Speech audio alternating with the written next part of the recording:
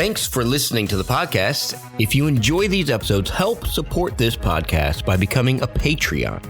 Sign up at www.patreon.com/Brew and Ink. Your support will help our team to continue to produce great content like this.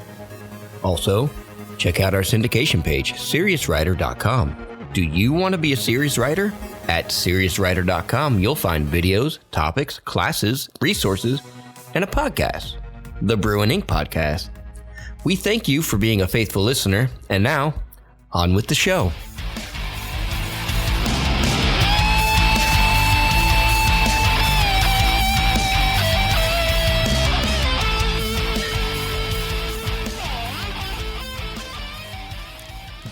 Hello and welcome back to another Brew and Ink podcast. We are here today with myself, SM Freehand, with Katie. Hey there. And MB Mooney.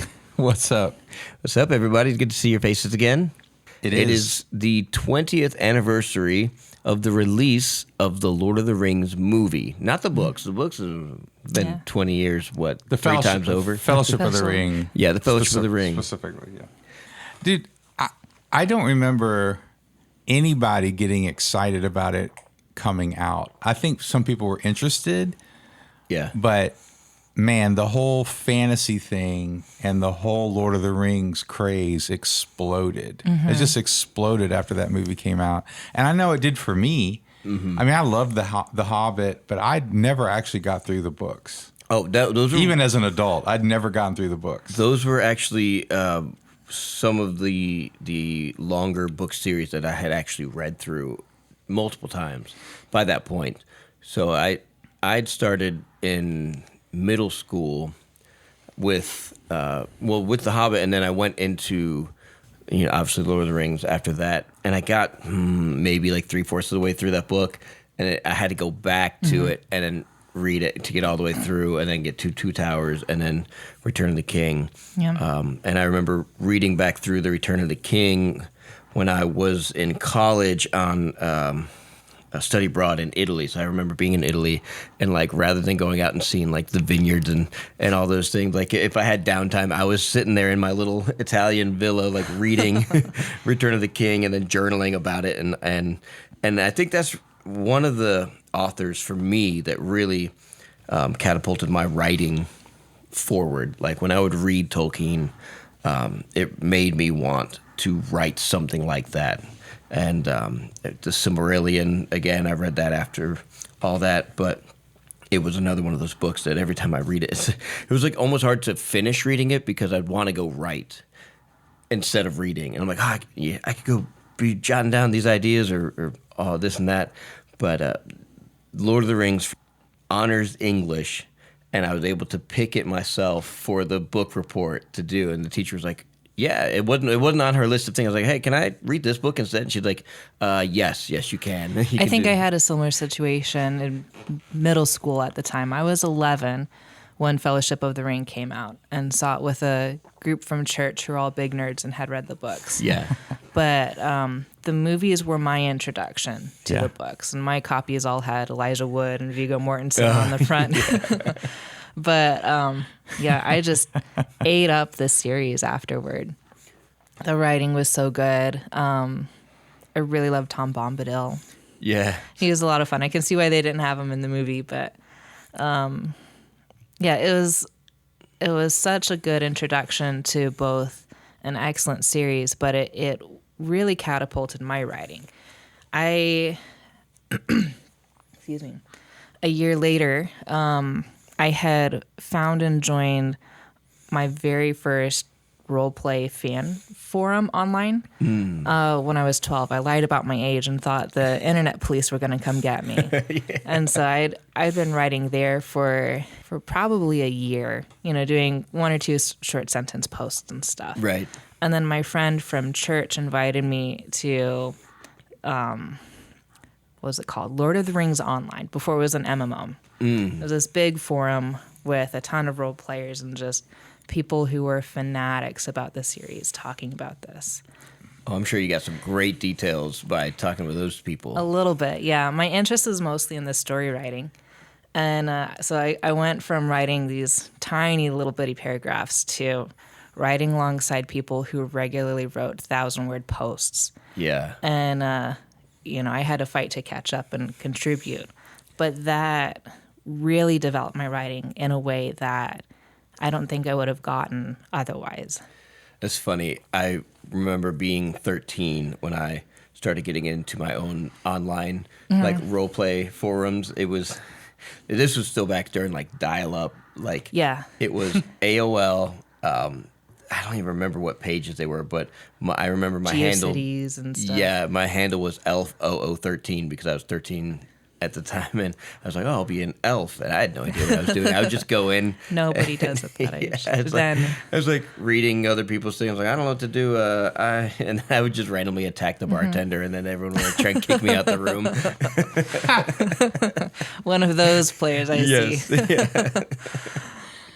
Yeah, I think that my recollection of it, for me, was that it was such a huge boom for fantasy writing in general that I think a lot of really amazing writers kind of came to the front because of the movie. Yeah. Right? I mean, obviously there were a lot of fantasy writers, that kind of came out after, Jordan and, some of those Terry Brooks or whoever. Like there were some fantasy writers from the 70s and 80s that kind of carried through. But as far as the popularity of fantasy writing, I don't have any statistics on the numbers, but I can only imagine it was like exponential growth of writers and them looking for writers and books. Because I know I was mostly science fiction before that. Like, I mean, I liked fantasy and I was into fantasy and I liked, The Hobbit, and I was into it. But as far as like really diving into what was really out there, and then, the whole grimdark thing kind of came after that. That whole sort of like really gritty, violent sort of everyone's a flawed character, and, nothing. There's no heroes, and sort of there's all these different sorts of fantasy really sort of kind of came out. But here's my question: as revolutionary as Lord of the Rings was, I mean, Fellowship of the Ring, obviously, and then the Two Towers, and I mean, just such great movies, and obviously they kept pretty faithful to the source material, and so they had that to fall back on. I mean, it's like you were just going to ruin it to try to change too much, right? I mean, like people have been reading this forever for a reason. Here's my question: has there been anything fantasy-wise, movie-wise, or TV show that has come out since that has been as good? Not that I can think of. I mean, Percy Jackson came out. Those movies were done. The movies weren't that good. Yeah, the first books weren't one. that good. Yeah. It was in the classic young adult fantasies model of that time. So it's okay. Yeah. Micah read every one. Micah read every one of those books. I mean, they're like, Brandon Sanderson, and you have all these other ones, Joe Abercrombie. Like, author-wise, I think there's been some amazingly quality stuff that's come out. But movie-wise and TV show-wise, I don't think, as revolutionary and as pioneering as that was, except for maybe the first few seasons of Game of Thrones. Right. But even then, they kind of started to stray off the path, and then they didn't land the plane. Right. They didn't land the plane very well. No. Or the dragon. But the author hasn't either, so. Well, but yeah, that's a whole nother episode where we can complain about Martin. But the whole thing is, I think it's really interesting because it's like, who's done it well since then? Like, there's been stuff that's come out, but like the Wheel of Time show, it's not that good. Right. I mean, it's watchable and it's fun to kind of see some things from the books. Yeah. But they're going so far afield on some things that you're like, Even for the movie's flaws, it was such a passion project. Yes. Yeah. And I think that's what we're missing with the rest of this media. I think you're right. They're trying to bank on the Game of Thrones popularity by producing these other things based on classic books. Yeah. But there's not that same spark or drive. I think you're totally right. I totally agree with you that's because there was no guarantee this was going to work. Right. And there's something endearing about that. Like when you know, like, I don't even know if this is going to work. We're just going to make what we love. Yeah. And like, what a risky thing. We're just going to take a year. We're going to do all 3 movies Yeah, at he once. shot them all together. And I mean, just like, it was such a risky thing. And it was, I think you're right. I think it was such a passion project that I think the lure of it being popular kind of it doesn't taint it. It doesn't have to taint it, but I think it has tainted it that we haven't seen that sort of passion for just making a good. Right. Yeah. Well, and Whatever. it changed the way that these big episodic stories are approached too, because in the movies, that was one of the first movies, other than Stephen King, but I would say that was one of the first movies series that came out that was really pushing how long you could keep someone in their seat to watch a movie. Right. Like even the theatrical releases, they were a good 3.5 hour movies, and then you'd have the extended editions that came out, making these things 5 hours long. And I think I think people started realizing, okay, if we're gonna tell a big story like this, maybe movies aren't the best way to do it, the vehicle to do it. And if you notice, most of these fantasy tellings are now coming out on like in series, as TV series, like Game of Thrones, HBO, Wheel of Time. You can spend a little more Amazon. time with the characters and developing the Yeah. setting. And I think that was kind of coming out of what he was able to get away with, but at the same time, it's like you almost can't. Well, do it again. Yeah, well, Game of Thrones started that with the making it a season, and that really makes sense. So some of these longer books, like you're saying, you can go into, but I just don't. When I was thinking about it this past week, and a friend of mine from Realm Makers wrote an article basically going over this, and his question was, has anyone done it well since? Yeah. Like The Witcher is good, but is it Right. even close to being as good? Like, you know what I mean? Like, Not there's yet, stuff that's nope. out there and it's entertaining and it's not bad. And I like some of it, but it's not as far as in the movie and TV realm. Yeah. I'm not talking about the books. Right. Yeah. Because like I said, there are some books that I've read and I've been like, okay, that was a quality fantasy book. Like even some of the stuff that was in the D&D stuff. Like Salvatore's Stuff was really good there for a while. Like he's kind of gone off the rails a little bit, in my opinion, the last 5 or 10 years. But there were a few books in there where he was tackling amazing social issues and showing both sides and using the D&D world to do it. And it was like, this is really amazing. Yeah. Even though it's kind of Pulp Fiction sort of stuff, but he does work. Anyway, so good stuff, but I haven't seen it in movies and TV. I think it showcases how books and visual mediums, movies specifically, are two very different ways of telling a story. And I think since Lord of the Rings, I don't know about before because I wasn't aware of things before at that age, but since then it feels like the aspiration is often, I want to get my book turned into a show or a movie.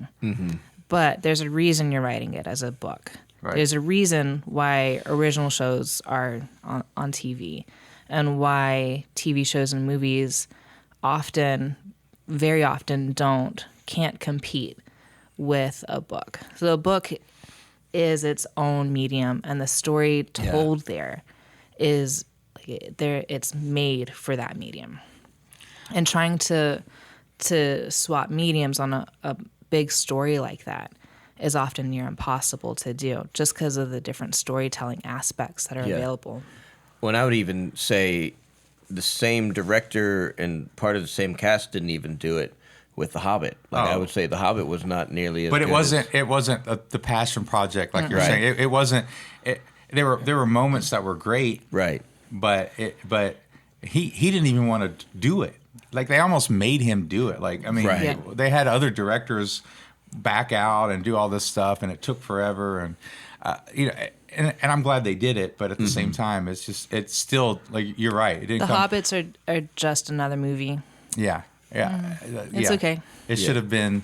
It's watchable, and I like it, and I'll watch it, but it's not like it doesn't have the same quality and heart Yeah. in all of the characters, sort of stuff. And Yeah. again, it was good. I don't mind it. It's just, but I think that, and this is something that happens a lot with books to movies. Is you're right. It's like we get, oh well, I would love for my book to be made a movie. Yeah. But every writer I know feels that way.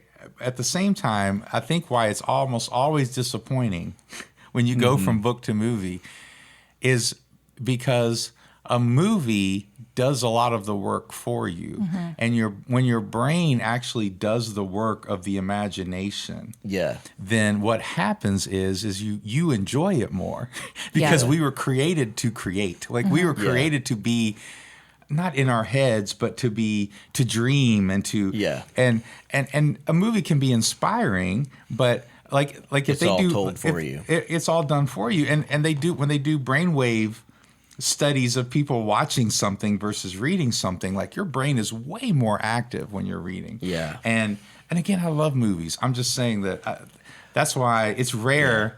I have a couple, but it's rare that the movie is better than the book. I was going to say maybe this would fit. It's not exactly high fantasy. It's not elves, orcs, and all that, but it is magical fantasy. I'd say Harry Potter is probably the thing that Yeah, got that's closest what to I was doing going to it. add. Harry Potter and also Twilight. Yeah. Because both of those, the movies that came out popularized the books more than the books. The Harry Potter books were already very popular. Yeah, they're pretty popular. but But with the the movie. movies brought it into more of a broader Spectrum, more cultural people. awareness. Yeah. And same with the Twilight novels. Yeah. You got a lot more in both of those genres coming out after the movies were made. Yeah, and I have not seen anything but bits and pieces of the Twilight movies, but I could see how I have, those. much to my shame. They're pretty I funny. could see how those horribly made movies would drive people to the books. Yeah. More than anything, they'd be like, "Well, that wasn't as good as I wanted it to be, but the books were made better." Well, and yeah, the Twilight series, I never read any of the books, but I did watch the movies, and they were okay. They were again watchable. The Harry Potter movies, by and large, were extremely well done. But the people who love the Harry Potter books, they still would rather read the books. Like I mean, they're still like, well, they didn't put this in Yeah. there, and that's from the book, but that's not. Right. And Yeah. they skipped this whole part. And in the book, she was like, my kids when we watch Harry Potter movies now, Yeah. and now that my wife's read them, yeah, everybody in the family but me has read them. They're always like, "Well, that didn't really happen." But like I said, there's so much more depth to a book, and that's what you're saying is you just can't put that level of depth in a movie, and that's okay. There's just different. They're different mediums, and you have to respect that. And it was fun. I'd read a quote the other day, and I don't have it on hand, so I'm going to butcher it a little bit. But it was a quote from Terry Pratchett on Tolkien's work, and Lord of the Rings specifically, about how Lord of the Rings is like a mountain. And every writer is influenced by this mountain. You're seeing it in the distance. You could be traveling up it, like as far as the influence goes, And if you don't see that mountain, it's because you're on it. And how just that the type of writing that he did, that expansive world building, has influenced so many writers since then. Oh, absolutely, for sure. Me being one of those, I'd say all three of us. Yeah, for definitely. Sure. Yeah, and one can only hope as a writer that your work will then go on to inspire others to do the same. Well, and let me just say, we don't have time to do it on this episode, but Anne Rice passed away this week. Oh no! And talking about people who are very influential to me in my writing. Yeah. This might sound weird to some people, but there's probably C.S. Lewis, Tolkien, Stephen King, and Anne Rice. Yeah. And Anne Rice is one of the most influential people in my writing.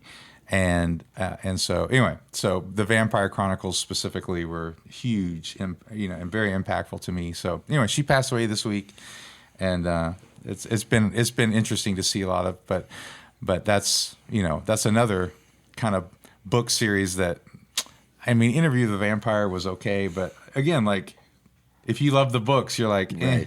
Right. So Yes. but anyway, so that's another little piece of news. Toast to Anne Rice. Toast to Anne Rice. So there you go. But we have a little fantasy sort of writing of our own. Yes, we to do. share tonight. Not nearly on the same par as any of the writers listed tonight. You're not going to compare your writing to No. Tolkien? You're definitely better than Twilight. I don't care how Yes. bad it is. You're better than Twilight. Oh, thank you. You don't have a sparkly vampire in the story tonight, do you? I mean, that'd be spoiling things. So this is a fantasy, and there are maybe vampires in the setting. Maybe. So yes, we have another part of the story, and it is brought to us by Katie this time around. Woohoo!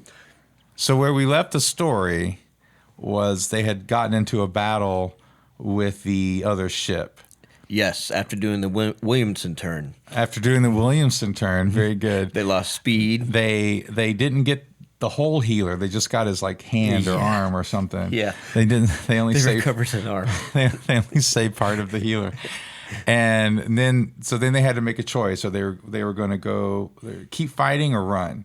Yeah. And what was the vote? The vote was to stay and fight. Okay. Good, because that's what I wrote. Yes. Yes. Good. All right. So with that, Katie will now read the next part 4. Part 4.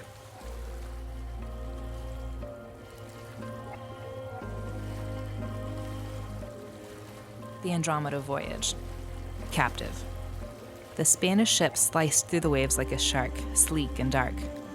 "What say you, Lieutenant?" Captain Ellis barked. "Should we take our chances and engage?" Cray withdrew a telescope from his breastcoat pocket and sighted in on the enemy ship. The Velasco, a light frigate with 34 guns and a crew numbering some 230, Cray guessed.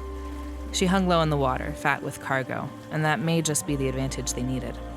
"You know the Andromeda better than any of us, Captain, as I know my men. They have the advantage in numbers, but our speed and discipline sets us that advantage. My men are capable and willing, and..." He paused as a call came from above. The Velasco was rounding on him. "And it seems like we don't have much of a choice. She thinks we're easy prey, and I know the Andromeda to be anything but." Ellis set his gaze on the ship and nodded. "As you say, Cray. Levitt?" Levitt dipped her head to the older man. "I trust Cray's opinion with my life, as I trust the skill of my Marines. We are ready." As Ellis turned, Levitt gave Cray a small, approving nod. The ship roused at Ellis's command. The wounded were taken below decks, tended to by the cook in lieu of the physician. Up and below, the guns were run out and the ship brought to turn. Despite the gouges in her side, the Andromeda leapt into the wind like a hound after a fox. The weighty Velasco struggled after her, but her cannons gleamed like fangs over the dark waters still.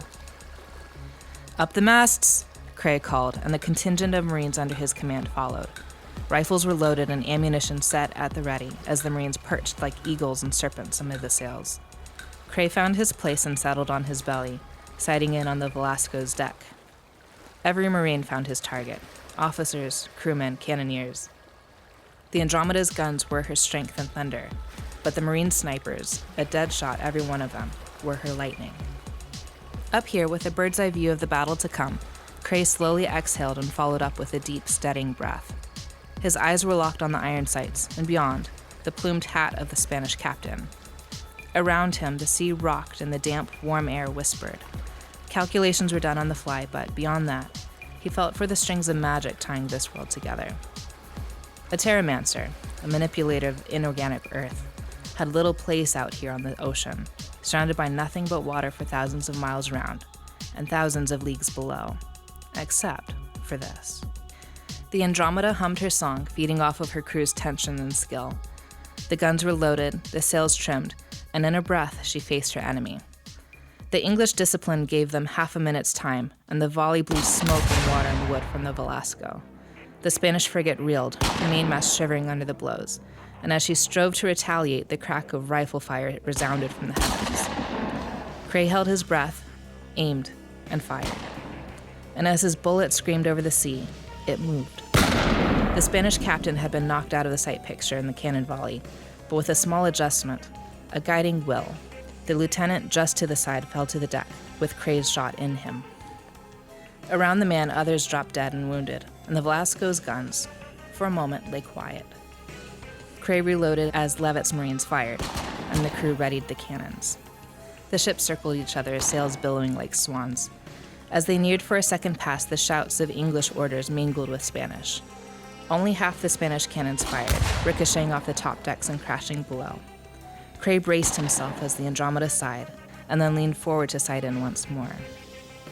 Again, he felt the weight of his bullet and the cannon load below. Inhale, exhale, hold. He pressed the trigger and the bullet flew straight and true. No need for magic to guide its path this time. The captain crumpled, and below him, the Andromeda's thunder followed. Velasco's main mast collapsed under the volley, and more of her crew were picked off by the Marines. Sweeping around, Levitt ordered her men to ready to board. A last spray of rifle fire hissed over the Spanish deck, and then all was chaos as the ships met. Cray and his team worked over the decks as best they could, but close quarters combat always brought casualties. The battle was over in a minute. With the captain bleeding out, the Spanish were reluctant to fight back without orders, and soon the Velasco was taken. Climbing down from the rigging, Cray and half his contingent joined Levitt and Ellis. "Well done, sir," Cray said to Ellis. His gaze fell on the body of the Spanish captain, his plumed cap wet with blood and brain matter. "Thank you, Lieutenant. I would like you to select some of your men to accompany First Lieutenant Applegate in escorting our prize home. We'll depart in 2 days after we get the ships repaired. Until then, let's see what's in the hold. Cray, with me, please." The two were joined with a few other Marines as they descended into the Velasco's lower decks, walking past the wounded and their attending physician. Below, amid the carnage from the fight, lay treasures from the New World. Gold and artifacts of all sorts, as well as the tangible tang of magic in the air. A treasure ship, bound for Spain to finance the war alongside the French. The Queen would be well pleased by this capture. But as for their mission, the tang of magic became a reek that stung the nostrils and set Cray's hackles on edge. Scorch marks burned along the walls of the ship, hastily repaired. Their source soon became clear. A twisted metal cage, empty, blood splattered within it and on the floor around it. There had been a dragon here, once, but not any longer. "Damn," Cray breathed. "We need answers. Captain, do any of your men speak Spanish?" Ellis nodded once. "I have a man, my quartermaster, James Chandra." "Excellent. Let's have him arrange a meeting with our doctor friend here and come to an accord, shall we? We need to find out where this dragon went."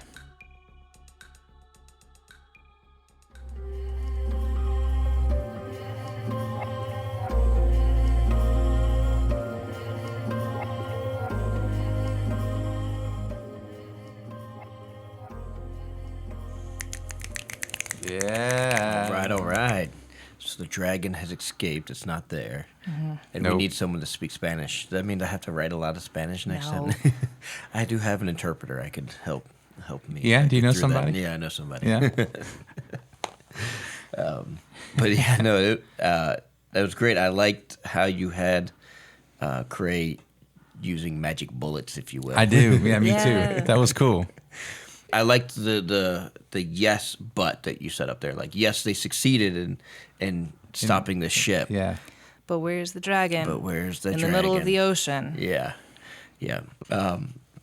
So yes, this is good. I like the setup. I like where we're taking this. It's always fun to do naval battles. I don't know if you guys watched the Dracula series that was on Netflix, but it was like a 3-parter, and the second one it was okay. Like, first 2 episodes were good. The third episode kind of didn't end so well, but the second one was all on a ship, and like, you know, around the same time period that we're in, and so it was fun. As you were reading, I was like brought back to different parts of visually seeing things that came from that show. So that was was good. I like the way that you described a lot of the ship stuff and the rigging and Yeah. just the terminology itself really brings you into the world. Yeah. I like Master and Commander was a good. That's another good. I need to watch It was, that one it was a again. decent movie. It was a good movie, but The soundtrack, just as an aside, is amazing. yeah. I love the movie. The books are excellent, though the formatting is a little hard to read at times. Okay. But yeah, the Aubrey Maturin series, it was a huge inspiration for this. Ah, okay. Yeah, I mean, I like the movie, but I thought they did the naval battles extremely well. Like, I really Yes. like the way that they did the naval battles in that movie. So, fun hardcore stuff. good. The lesser of two weevils. Yeah. Nice. So Dad jokes to close it out. yes. Straight from Master and Commander. That was not my own. I did not claim that joke. Okay, so you, faithful listeners, you get to choose between these two options. The first being the information that they gain from talking to the Spanish reveals that the dragon has indeed escaped and is no longer there, and they still have to hunt it down and find where it is. Or the information gained reveals that the dragon is still actually close at hand, maybe even somewhere on board the ship. Maybe. Up to the writer. Yes, up to the writer. And it's up to you guys, our listeners, to vote on which way you want the story to go. Is the dragon gone and they are still chasing it down? Or have they found their dragon, they just don't know it? It's still aboard the ship or close at hand. And as always, until next time, raise that glass to inspiration and stay inspired, guys.